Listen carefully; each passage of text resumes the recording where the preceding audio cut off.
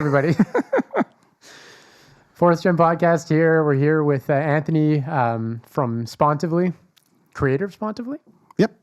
Yeah, we start head honcho of Spontively. No, I'm not the head honcho. There's 8 of us. My co-founder Raj and myself. So co-founder. Yeah, Spontively. co-founder. Yeah. Okay. Yeah. Tell us quick about the app so people kind of have an idea of what you guys are up to. Yeah, sure. So we're a mobile and web-based platform that's helping people connect back with their community. So we're showing interest in activities based on availability in a community. So almost like a virtual community manager. Cool. So a combination of what would be a combination of? It'd be like putting together your Google Maps and it's a Google Maps meets event planner, virtual event planner. So whenever you arrive in a city or on any campus, you're greeted by Spontively saying hey, welcome Nick to McEwen University. Here are all the activities that are happening. Cool. Yeah. So it's like a sort of it's a social. Getting people together, making sure that people are feeling welcome. Yeah. I like how you used earlier off camera, we were chatting about hyper-local. Yep. So just, there's so many different committees. There's your whatever gaming committee. There's your volleyball committee. There's all this. And it's how do you get all of that into one local area or one concentrated platform to find. And that's location hyper local. Exactly. Right. So a local band that's playing. How do you find that now? You got to go through Facebook. You got to go through, I don't know, multiple sources to find it, right? It shouldn't be that complicated. For our vision is you should find anything that's happening in the community right away. Yeah. You shouldn't be scouring through multiple posts, multiple platforms. So we're basically trying to take down all the barriers and silos and say you just need one platform. Yeah. Well, especially now, I mean, when you see, I see it in my industry that the algorithm's changing on Facebook and Instagram, and so you don't even realize what you're not being shown. Exactly. Yeah. Exactly. Right. So you're missing out on a lot. Yeah. Because there's just so much going on. You're just missing out on a lot. Yeah.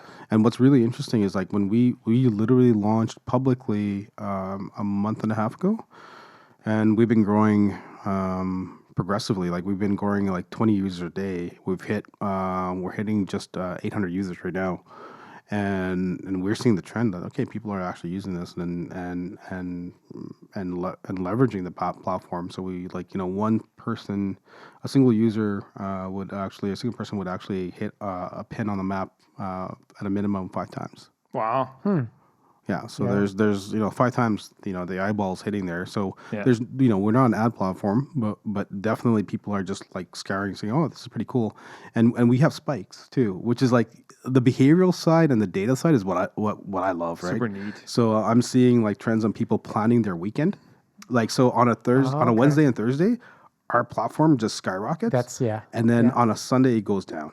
So it's okay, people are planning their weekend using our platform, which is great, which is fantastic. This is exactly what we want. Totally. Yeah, exactly. That is pretty. It's to just see the habits and stuff like that, and that kind of information can be insanely powerful too. So just for people that are trying to push events and make things happen, and or even messaging and stuff like that too. Exactly. And I mean, we see that just again back to Nick's industry, Anvil Creative with social media and marketing, looking at the trends of people consuming content. Yep. So when we're looking at your guys' platform and Nick's platform making a connection to when do we want to be sending out the messaging so that those people are aware of the things that are happening to on the weekend, it automatically mirrors what you're seeing. I mean, Thursdays. It's so funny. Thursday, 2 p.m. You see it, right? You see it. People are thinking about the weekend. Because you think about the weekend. You're at work. You're at work. You're in your cubicle, or you're getting out of class, and your brain's had it. Yep. You're done. So you start to. Yeah. So you grab your phone and be like, all right, let's see what's going on. And then on Sunday afternoon, after brunch, it's a cycle, right? Yeah, exactly. Yeah, we cater to millennials, but we just today, I just got an email from the city. We had our first person who was over the age of 70 Cool. using our. I'm looking at this. I'm like, they get this right? But yeah, but I went. I messaged Raj and I'm like, can we check this out? And like, is this legit? Yeah. And sure enough, yeah. Yeah. 70, over 70, and she's using the platform. And we always thought that would be the late adopters, like because just the on the assumption, but we knew like. That demographic, they're lonely. They don't Yeah, that's understand. true They're too. isolated. Like they need to figure out what to do. And we always like, okay, well, we'll start here, but we'll cater to this. But man, having that one, like this is for like if you look at timeline, we've launched a month, and now we've got our first person, like At first 70, person that's 70 plus, right? Yeah. And we're just like, Don't underestimate the wow, like this is crazy. yeah, don't underestimate them older folks there. Yeah, There's I some know, pretty like- hip grandma and grandpas Yeah, out I know. there. I was just like, wow, this is. Well, I had one. I mean, I don't want to get into it too much, but I had one. I had with one of my clients. They were hosting a concert, and the concert skewed Yeah. a touch Oh, older. okay. Just Yeah, the touch band older. that was Yeah, playing yeah, was yeah. skewing a touch older. Yeah. And man, it was a brave new world with the messages I was getting on Facebook. The socials we were seeing where I had one person.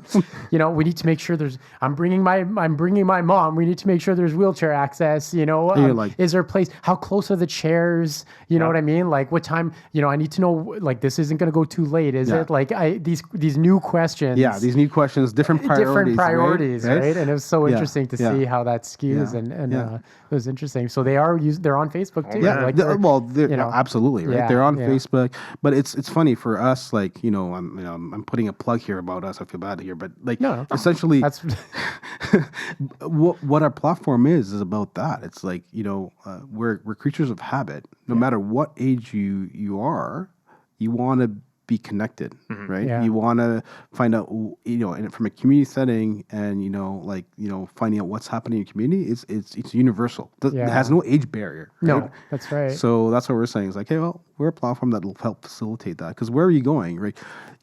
Like from the millennials, they're getting off of Facebook, and you know this, Nick. Yeah, right? Like yeah. this generation that's coming up, they're not on Facebook No, anymore, right? that's right. They're slowly trending to Instagram. They've taken And some of off. them passed it, and Some have past that still. Past yeah. that still, and now Yeah. they're in Snapchat, right? Like the 13-year-olds are in and younger, they're on Snapchat, Yeah. right? And then the Instagrams are more on the 25 plus now, right? Yeah, So yeah. we're trending this way, but like, where do they find things to do? Yeah, exactly. They're not going on Eventbrite. They're not going on Meetup. No. We know that. Like we canvassed 800 students like over when we were in McEwen. Like, do you guys know Meetup? 80% said no. Yeah. Yeah. See, it's funny because like I'm just wondering if I'm just like an introvert that more than I think or what. But like when I go on my Facebook, like I never see like, hey, this is happening. Or But it could that's also happening. be, like I said, it goes back to like it's a combination of Facebook and Instagram, because the algorithms. I don't want to give too much away. You can hire me, but because the algorithms are so ruthless Yeah. Yeah. with trying to give you what it thinks you want, it takes no time at all for it to keep giving you what you want and suppressing everything else, which it falls into that. So if you like concerts, but but 2 or 3 times you scroll past and you don't watch a video of a band because you don't like that band, like it's just not your thing. It just quits giving you It concerts. just quits giving you concerts because it's like, well, you just scroll past 3 concerts, screw it. Like literally, that's how fast it is, right? And so you need to like understand that it's like you need to be really aggressive with finding new ways to connect because of that. It doesn't take much to all of a sudden it just stops, and that's what we're having the adverse effect of like when it comes to like the political side and the elections and what kind of content you're consuming. After the first day, it's not even giving you the other side anymore. Yeah. It's just Because giving. why? Yeah. Why? Yeah, so it's literally so you can. It's messed up. It's That is really kinda messed up. weird, eh? So to have something where it takes that out of it and it's simply what is going on. Yeah. That's simple. That's It's exactly simple. simple, right? What's There's no going on. interpretation needed. No, It's yeah. just like Hey, you're interested in this? These are all the things going on. Yeah. We're actually, hearing our customers and hearing a lot of people where we were like, we're turning on friends. turning on where your friends are located on the map. And now you can see a concert and be like, okay, Bryce, you're right beside this. Hey, do you want to come and join me? Right. That's powerful for like everybody's like, hey, can you turn on this? And we're like, yeah, we can. Yeah, that makes sense. We'll do that. Yeah. That is pretty well, and I like the notification portion of it too, where if you sign on or register for something and it notifies your friends of like, hey, like Bryce just signed on for this, and you're his buddy. Yeah. Would you be interested in attending this? Yeah. Right? And like for me, I'd probably be like just paintball stuff and whatnot, like the going out to activities like that, but finding like a local place or maybe they're having a tournament or whatever, right? So that's kind of so many times you see stuff way too late, or you see stuff, you're like you're downtown and there's 4 pubs over, there's a trivia thing going on that would have been fun. Yeah. But you just don't know it's there. Yeah, download the app. Or you're seeing your friends. Yeah, exactly. You're seeing your friends actually doing the activities. Like, thanks for the invite. Thanks asshole. for the invite. I said that all the time. Thanks for the invite. Thanks for the invite. Yeah. It's just like it's interesting. So it's interesting. What I like about this too, and you kind of alluded to it, just by being able to see like the whole entire picture and how people kind of like, I guess, habits and trends, is that that there's a cultural shift on how the cultural shift on how we communicate has already happened. Like we're already in a different world of communication. Millennials, so you speak more to millennials. What do you see for like Gen Zs and stuff like that when it comes to communications? Like it's all like through social media, right? It's all social media, right? It's all TikTok. It's all through TikTok, Snapchat. Like, it's all video. It's actually video is the method of communication. That's the big change now. It's going to be The TikTok thing is still a mystery to me. I mean, I've been looking and I've been seeing ads coming across and stuff like that. Yeah. But the purpose of TikTok, like I haven't followed anybody, so like I just pop on there and I just go scroll through it for like, well, I try to do it for 5 minutes and it turns into an hour. But you're just scrolling through and you just see like all these people TikTok famous, trying to do these TikTok famous things actually, right? And like when that being said, when the plane was shot down during the Iran incident in January, I like all the World War III trend things popped up on that TikTok, and I had no clue what it was for like an entire weekend. I just saw World War III, and I'm like, what the like? Okay, whatever. What is this? Yeah. But there wasn't actually any like information, so it'd be interesting to see the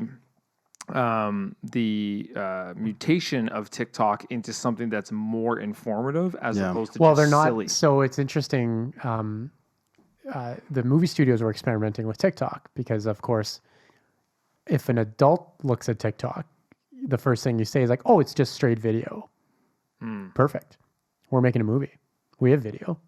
And they actually experimented with, for a while, all they were doing was just putting up the movie trailers. Okay, yeah.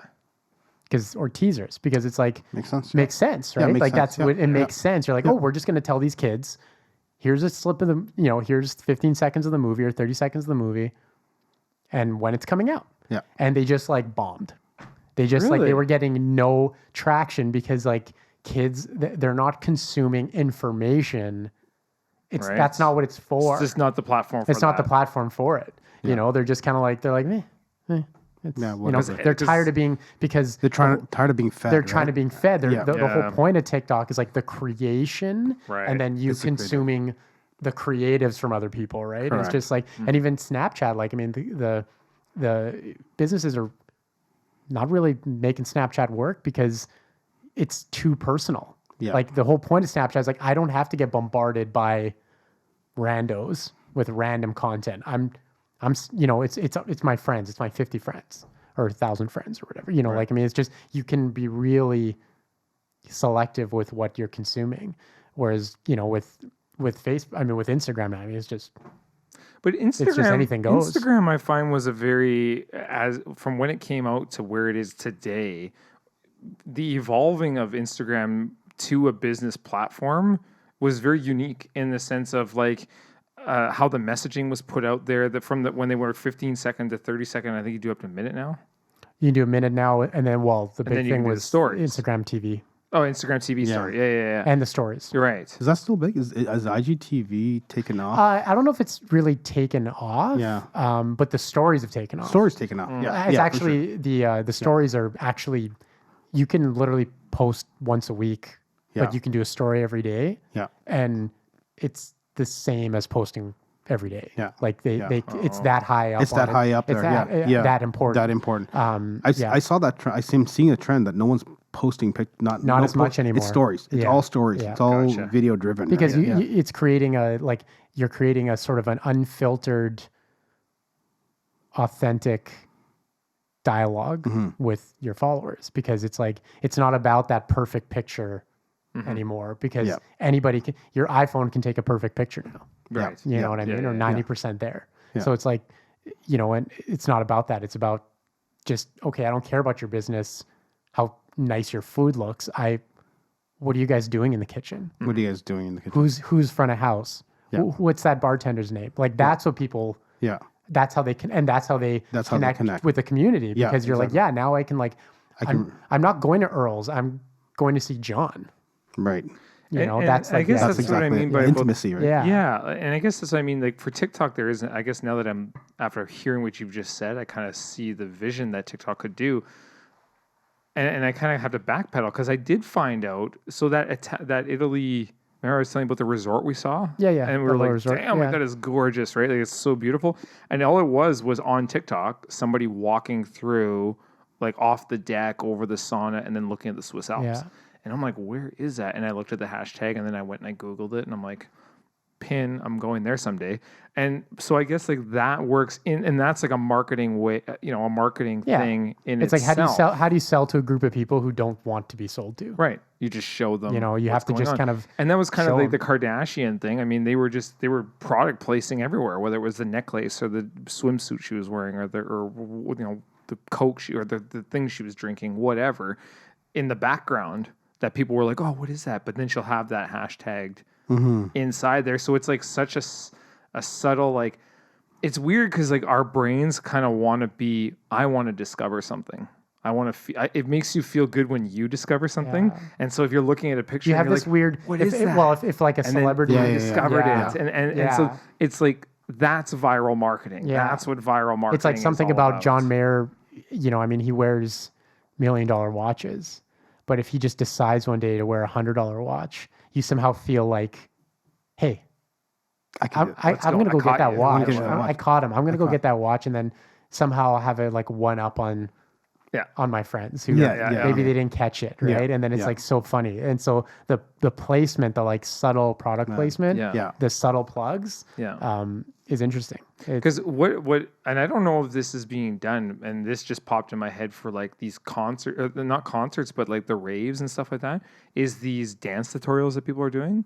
But if they're doing these dance tutorials and tagging like an event, like coming up or whatever, like a Boudang event or whatever, then that would trigger that, wouldn't it? Like, I mean, theoretically, I think about it, I'm like, because I mean, I love those. Like, I'll see some good dance stuff, and I'm like, shit, like, that's really cool. Yeah. I very rarely pay attention to the hashtags, though. Like, what's tagged underneath. I'm just looking at the actions. But if you had something in there where... Well, if you tagged an event, like if you tagged the Instagram page of the event... Right. Then... You would get fed traction. That content. You would get fed, that's right, that event page would be fed by that person's amount of views that they get. I mean, there's all kinds of ways to... It's a big web, right? It's a big... to navigate it is a lot of work. Well, and people want value now too, which is, you guys know, like, they don't tell me... It's very weird. It's like, if you tell me a cocktail's $9, I don't care. Yeah. If you show me how to make the cocktail... I'm down. I'm down. Yeah, I'm totally down. Yeah. I'm not going to make it myself. Yeah. No way. Yeah. But I'm going to come buy it from you. Yeah. But you showed me how. But you showed me how to make it. Yeah. Like, it's just like plumbers. It's like, if there's any plumbers, hire me. Plumbers. Don't say that it's $90 to get rid of to fix a pipe. Yeah. Do a video on how to fix the pipe. Don't worry. Nobody's going to fix the pipe. They're still going to call you. Yeah. They're still calling you, but you showed them a different type of content. Like, well, I noticed like some of the smarter liquor companies have been really pushing that kind of content of making, hey, this is how you make the content. Because you need, the lemon spritzer, and you need the vodka. You need that stuff. Yeah. So if you're using a specific, well, you got to use Mountain Fresh vodka if you want the taste that I'm, showing you how to make, right? There's that marketing right there. It's like, well, I'm going to go buy No, but I feel like marketing vodka is a very easy. That's an easy task. That's shooting fish in a barrel. They keep coming back. It's like they're addicted. It's like if you try marketing cocaine to cocaine addicts. It's like that's just. Well, they're having problems with. I think now we're talking business, but Jesus, whatever. The cannabis industry is getting smoked. Right. Literally. Ooh, that was bad. I'm sorry. That's not, insert. I didn't mean insert, but up. Oh, dude, I didn't mean to say that. No, but I mean, it's just it's like, how do you not make money selling your product? Weed. Yeah. Well, they found a way to not make money selling. They found a way. Like, it's complicated. It's a combination of how the dispensaries are, where they're allowed to be, where they're set up, what they're allowed to have in the window, what the packaging looks like. Well, the regulation. They basically. You mean regulation makes you not sell? Yeah, it's so weird. Policy? Policy? But it shows you're allowed to do this, but you're not allowed to do this. Yeah. It shows you that it shows you the power of a brand. Yeah. And of marketing. Yeah. And of if you take something and you take branding and marketing completely out of the equation, and all you're left with is the weed. Yeah. It doesn't matter how much people want it. There's something in our psyche that we won't want to go get it. Yeah. There's still people buying it from their favorite drug dealer. Yeah. Because it's a known quantity. But that also breaks down to relations. Yeah, and relationships. Like I have a relationship with this person that I've cultivated. I see what you did there. I see what you did. Oh no! Over years, right? It's like, I don't know. Like there was one. Like, and I'm not a big pot smoker, so I don't really know. I mean, maybe pot. Do they say pot nowadays? I grew up in the 80s. We're the same age. Anyway, but you're hipper and cooler than I am. I'm an introvert, so. But there's some pictures of some of the stores that they're kind of set up like Apple stores. And it was kind of neat. And I was like, man, I'd go check that out. And the thing is, like they the are. flip-up thing that you can sell and stuff. So a buddy of mine, neat, a buddy of mine owns a store. Yeah. But it's not about, like, once you're in there, it's like, oh yeah, that's like set up in a really cool kind of way. Yeah. Except there's black vinyl. Yeah, that's covering the whole thing. Covering the whole front. Yeah. Like, you know what I mean? I see. It needs to, like, there's inviting. barriers. It's not. It's not inviting. It's like grungy. It's like going to you remember the XXX? Like, no, that's right. It is. No, first of all, I don't know what you're talking about. But second of all, it's like the source adult. Like you're looking around. You like make sure no one looks. Yeah, you don't even want to have your car parked out front. You're like, you guys have a back entrance when the parking lot's empty and you're just the only. You're like, exactly. Are they still in business? Is that? No, but you're right. It gives you that internet, man. The internet destroyed that industry. Yeah, but it gives you that vibe. Yeah, it gives you that vibe. I totally agree. I totally agree. And you're not going to go in there, or the edibles now. Yeah. It's like, have you seen the packages? No. It's like you're like, oh, am I a lab rat? Like, what am I eating here? You know what I mean? There's nothing. There's nothing there for people to like create a relationship, to tell a story, to like nothing. So if you take that all, plus of course, let's not talk about like the taxes and the supply issues. But that compounds the problem, right? Yeah. You know what I mean? It compounds it. So it's brutal, man. If you've designed your store like a back alley and you used to get your pot from someone in a back alley, what the hell's the point in going to a new location? You know exactly. Yes. Where there's a camera on you and you feel like you're already, if you're smoking pot, you're paranoid already. Especially nowadays where it's like, well, I've got an app on my phone to get my food. Yeah. We've had a text, we have a number on our phone to get our weed for how many years? Yeah. Now you're making me go out there to some Timbuktu somewhere in the middle of nowhere. Yeah. It's not going to happen. It's not going to happen, right? Now, again, a cultural change might happen. Like if you look at like your Gen Zs again, like those people are looking, if they're just getting into something, they might be going that route as opposed to the drug dealer route. They might be if you can make it so, if it's convenient, that's a problem. Convenient, that's a problem. Like what Nick's saying is like it's not convenient, right? Yeah. It's like this. We're like, and we see it because we're saying the same thing. It's like we're an on-demand society now. That's right. Right, where everything is in our fingertips. Yeah. But the way like I don't know how they've regulated it. I'm not an expert in in that area. But the way you're describing it, you've got so much barriers to get access to it, and it's not convenient for you. You're dead in the water. Yeah. Like you're literally dead in the water, right? So it's the same reason why Blockbuster got killed. Right. Right? That's the biggest. That's the biggest tail. Tail, right? Yeah. So like, for us, it was convenient to go on a Friday, just go pick up our movies and go there. The minute Netflix came out and said, remember when Netflix first came out? Do you guys remember this? It was a It used to be kiosk. the rental thing. It was a kiosk. You actually rent it. Came to your door. Like a vending machine. It was vending machine, but also it was a mailer. Your door. It was a mailer. Yeah. Oh, yes. They just mail you the They DVDs. mailed you the DVDs, remember and then that. you're Yeah, like, yeah. and everybody was like, but what happens when you don't mail it back? Right. Like everyone's like, what happened? Like, Yeah. you have their credit card information, so who cares? Like, Yeah. you got a subscription, they'll charge you. Doesn't matter, right? Yep. So you'd go back and then you just actually go and drop it off in the mailbox, right? Yeah. They evolved from there because now it's coming to your door. Yeah. Right? To digital, right? And we're And we now, don't- like, everybody's going there. yeah, Like, everybody's going digital. Like anyone who has half a brain is going there. Yeah. So you're looking at Disney, you're looking at like Crave, you're looking Yeah. at so like and I was curious about this with the the virus coming out now and causing everybody to shut their doors. What's this going to do? And they're already talking about how Cineplex and stuff like that. They've tried to be like, oh, we're increasing our cleaning and blah blah blah Yeah. blah. But like most of your theaters are 200. Well, no, but you're 300 fighting. people, You're right? fighting you're fighting regulations. Like if they just say, "Hey, we're closing those places down," they're putting a lock on your door. Yeah. And B, you're just fighting the panic. Yeah. Like you're fighting. you got to keep afloat. Even if you say, "Hey, we're open," that doesn't change the fact that that somebody's had it banged in their heads for 2 weeks to be like, "Don't leave your house." yeah. So this is going to be a very interesting experiment.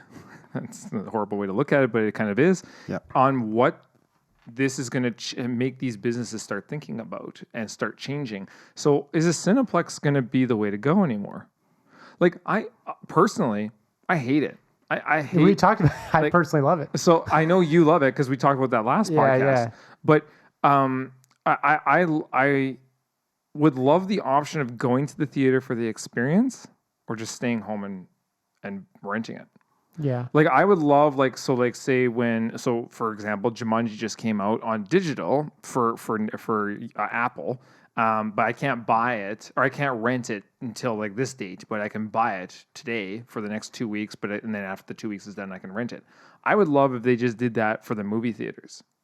So instead of me having to go, because if I go to a movie theater with my family, it's like $50, $60, $70. Like it's by the time you get your movies and you get your food, and if you're going to go eat before or go have a beer or whatever, like nowadays you leave the house and it's tough to not spend $100.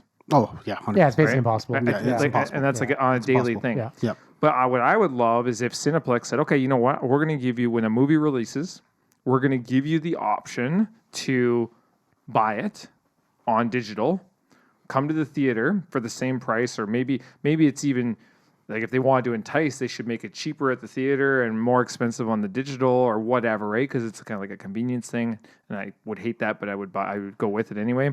And then so you just have that option of staying home. I'm an introvert though, so like I like to just. Our home is set up comfortable, and we just like to stay here. So it's going to be interesting to see what these companies, and where my point is going with this, is what these companies are going to do to plan for something like this. Yeah, I think there's going to be always space for disruption, right? There's sure. always, and in times of crisis, you see disruption coming up much quicker, Yes. right? So I agree. I think there's something going on with experience. Like there's still something about having that experience that draws people to it, right? But having that option to be able to, it's funny you say this because I felt the same way about hockey and arena sports. So you know how like this whole, they're not going to be playing in front of crowds anymore. Yeah. Well, they already are. Yeah, right. It's It's wild. But like, why didn't you do it virtually? Yeah. Why didn't, you have people who want the experience, you have season ticket holders, but why didn't you have a camera that you can actually like have it virtually? Like I can actually see the game live, but it looks like I'm actually in the city. So we Wait, were just like, talking about this. like, why didn't you do this We were already? talking Like, about this, yeah. and this opens up another avenue of of content, and right? you can still sell tickets. You can still sell tickets. So that's you can sell front row tickets. You can sell nosebleed tickets because it'll just be wherever it's going to be. It's going to be. Yeah.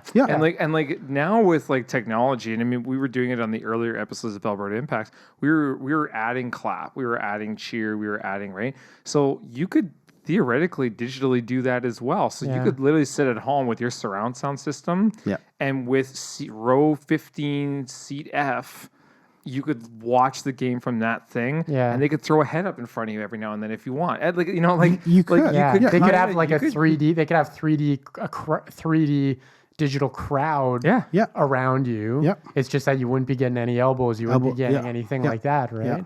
But then how does that change? Even like it's so funny. But then how does that change? Then as the NHL, okay. But let's take this one step further. Then as the NHL, well now the home crowd advantage is gone. You don't have your fans like behind you anymore. You know what I mean? You still have them though. You'll still have those. You're never going to get rid of the people that want the experience. Yeah. Okay. But if you're going to go through that, so you basically just be like extending the amount of people. Yeah. But we're talking about what if there's no more gathering. Gatherings. Period. Okay. Sorry. No, I think there's always going to be people in the fans. I agree. I agree. That's never going to change. But now you're getting more revenue, right? If you think about it, you're doubling up because you can sell the same seat twice. Sell the seat twice. Theoretically, What I don't understand is when you look at like, and I don't know the exact numbers on this, but when you look at like a UFC fight card, because that's the one I know the best, they're always like, oh, the gate today was like $1 million, $1 million, right? And it's like $1 million on the large picture of that specific event is a dime, like it's a drop in the bucket. It's just it's a grain of sand on the beach. When they look at like here's all of our buys, that's how they're paying these guys, $5 million, $10 million a pop to fight. So why isn't that more adopted than the actual? Because the expense of renting, say, Rogers Arena or the expense of Mandalay Bay, and then the logistics and the work. But there's more. But there's a ripple, just like anything. There's like a ripple effect. So that it's like if I'm let's just say like I'm the UFC, and I'm like, hey, you know what? Our live events are $1 million. We only make $1 million. We can save $20 million in a year if we build our own arena in Vegas. Let's just say, and we put a camera in every seat. A 3D camera in every single seat, and we do it all digitally, and everybody can come to us. Right. Well, then all of a sudden, where does that say? Well, then Ticketmaster all of a sudden is like, hang on now, you've cut us out of the pie. Yep. Then you have all of those arenas all over the world being like, you've cut us out of the pie. Then scalpers, like right? Right? It's there's an industry built. It's just like what we saw with Corona. I mean, it's just like we saw with the virus when all of our events got canceled yesterday. Yeah. The ripple effect of like, for the average person, they're like, oh, no, now, Rage Against the Machine isn't coming. No. Shit. But what actually happens is like there's 50 other people that are like, I just lost my job that night. Right. Like, and so it's a weird, and the establishment's really hard to bust out of. But but that's what we talk about, again, the cultural shift and the cultural change in thought.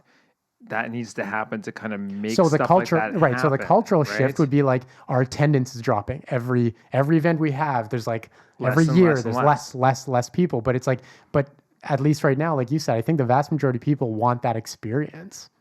Like, I like going to the theater. I like popcorn. I like somebody kicking my seat. I like everybody laughing at a joke or gasping when something like, to me, that's part of watching it. So if you take that away, then it's I don't want to spend $25 on the ticket. And I wouldn't say eliminate them, but I would definitely say, let's go to my industry then for a live event and this digital stuff, podcasts, digital shows, digital AGMs. A lot of corporations are starting to look at us and go, we want to do this more because I don't want to spend $200,000 on a conference when my budgets have just been cut. and they can come to this platform. We can do a digital AGM right from here in our studio. I can have all your presenters here. I can have interaction with people out on the outside world that are attending. We can do registration, the whole kit and caboodle for $30,000-$40,000. Yeah. So when we look at the economical standpoint, now, yes, like now we look at the venue that could have been rented, that had catering staff, that had the crew that had to put it together, security, AV, and I mean AV is one of my industries as well. Right. So I would lose out there, but we adapt. I lose out there, I adapt over here and do this. It's more economical, not even just for my client, but it's more economical for me. Yeah. Right. And so there's I don't know, like I don't think you'd ever get rid of events. I don't think that's a possibility. People still have the need to gather. People still have the need for human interaction and whatnot. But I'm saying that there is a possibility that this kind of world, that digital, again, I look at Ready Player One. Think of sitting in your seat at home, throwing on your VR headset, the sound is in your ears, and you can look around the stadium with people live, and maybe it's avatars. Mm-hmm. Maybe I'm sitting next to Freddy Krueger, whatever, right? But wouldn't I mean, to me, I think I personally, again, everybody's different. I'd hop on that. Yeah. But isn't it already happening? It should be. I don't think. No, but I'm looking at esports. Isn't it already happening? Isn't Discord already happening? Like Discord is Discord. Yeah, yes. Yeah. Okay, so it's a form of it. It's a form of it, okay. Right? I think. I've never heard of that one. Yeah. So Discord, like you watch players play. You watch, but it's for esports. It's for esports. So you're not watching a live event. You're watching a feed. I think this is already happening in different mediums. That it's a natural progression of where we're going to go. Mm-hmm. Mm-hmm. Right. Yeah. Like Ready Player One, fantastic, because I think that's where we actually are going to head eventually. So wild. This is where it's going to happen, right? Like, there's a in our office in our space there's a VR group that's actually working with Airbus. And they're actually looking at like from the manufacturing and human resources standpoint, like the behavior on people who are actually on this VR like this game, you can predict like what their behavior is like when you hire them. Oh, it's It's like like it's crazy. It's and actually one of my clients is they were dealing with VR for psychological therapy. For therapy. Yeah, because they were like, because it allows them they can study your reactions better than live, because they can. It's so weird. So it's like if you're afraid of the one really good example was somebody afraid of heights. Yeah, it's like you can put a plank in the room. Yeah. And you can put a VR headset on them, and their physiological reaction is gnarly, eh? Is as real as anything. Yeah. But they're walking on this plank, and they look down, and they're above a skyscraper, and they freak out. They freak out because it's just as because you're I mean, some of the rides at Disney World and Universal Studios, I mean, they make me they'll throw me off like hardcore, like Spider-Man one, like. When it and that thing's not even freaking moving. Yeah, just the way that the VR is, and that's like just 3D glasses. Yeah. That's not even the full VR thing, right? Yeah. And that thing's just shaking and wind's blowing your face. Well, and Airbus was like, this is nuts. Airbus was talking about also VR for their passengers. Yeah, where you can actually have they found that they can control motion, they can control air sickness, they can control motion sickness by showing people a different. So they were showing this prototype digital plane, that the plane doesn't exist, but the plane exists in the sense that when you put your VR headset on and you look around, you're in this imaginary plane that doesn't have a roof. That doesn't have a roof, and they can make it so that when you get turbulence, what they're showing your head matches what your body's feeling, which is why they think people get uncomfortable on planes, right? Yeah. So you can do all these weird things. It's just we start playing with the brain like that. Yeah. You start playing with it because the brain can't tell the difference. It's only taking in what you're seeing and what you're feeling. Yeah. That's it, right? So it's just it's crazy. I know Google was working with a couple oil field companies, offshore drilling rigs, where they had a guy in the United States on VR. and then the guy in Saudi Arabia on an offshore drilling rig with VR.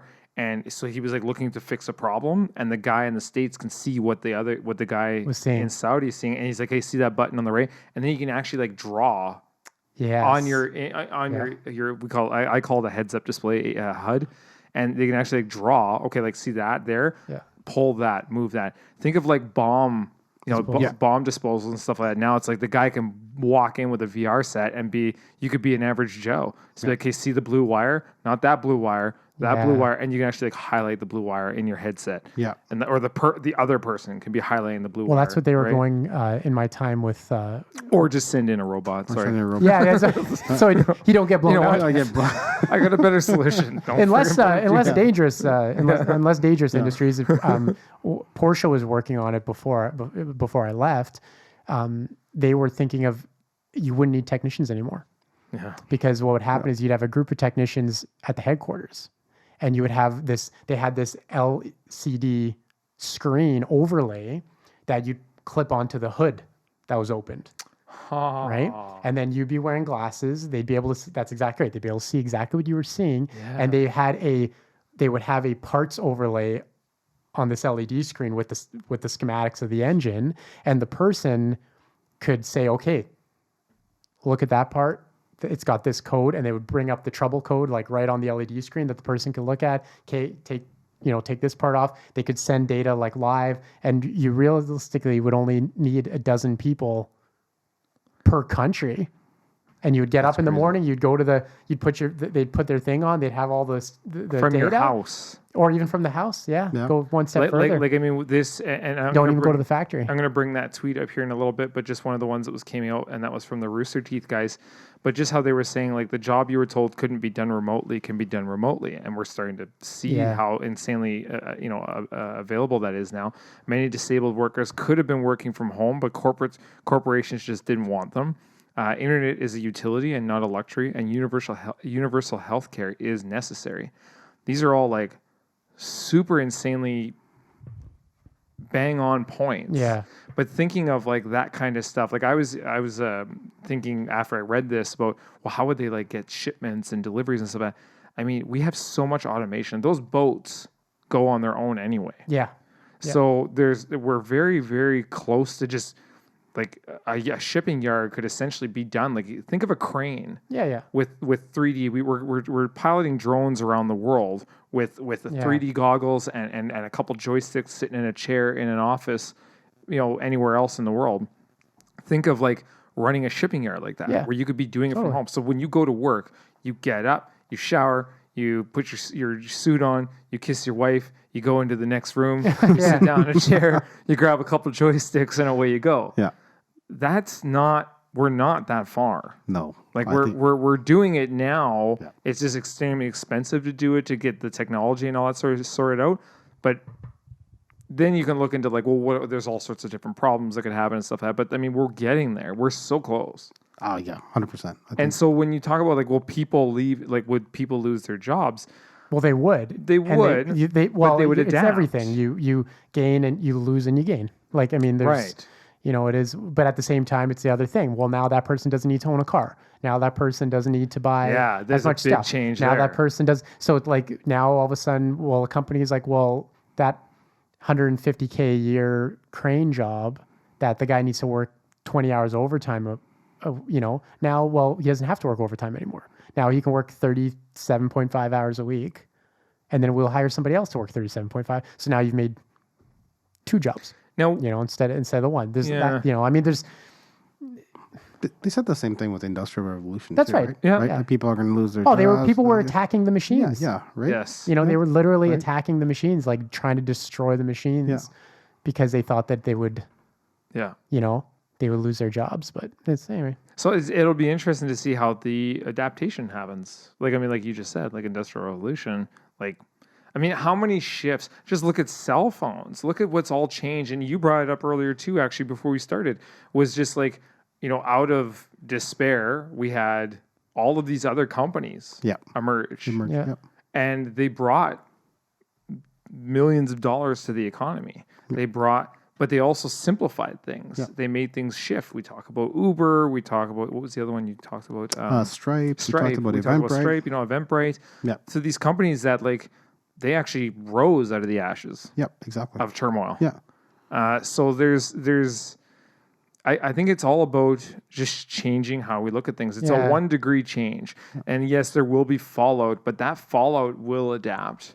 And there'll something else will come out, and these new and younger innovators that are starting to come out. Yeah.